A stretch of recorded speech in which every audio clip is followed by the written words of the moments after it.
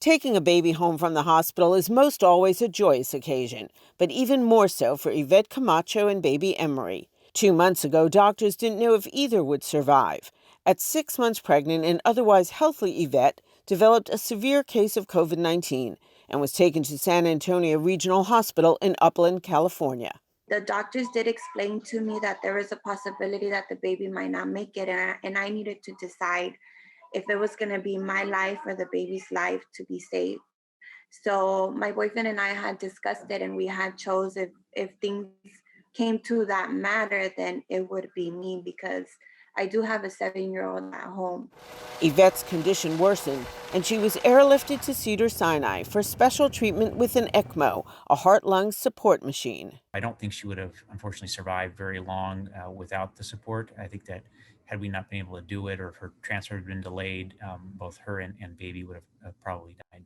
5 hours after arriving at Cedars Sinai, Yvette was having emergency surgery. We were in the ICU, but she was far too sick to move at that point. And so we had to act right there in the ICU. And we turned the ICU into a mini OR. We did our cesarean delivery, inside her ICU room.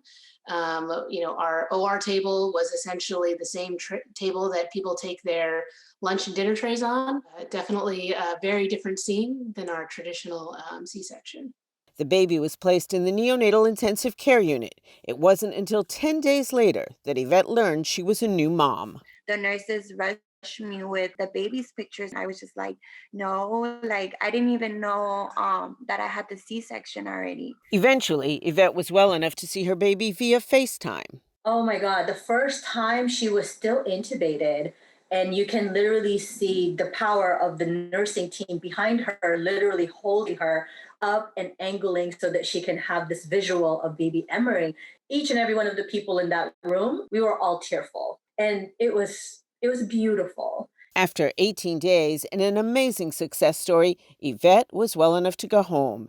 And after just a short stint in the NICU back at San Antonio Regional Hospital, Emery was able to go home as well. Trying to keep a baby well in a mom who's this sick is very difficult. In the end, was the right decision. And to know that, to see them go home together is just so satisfying.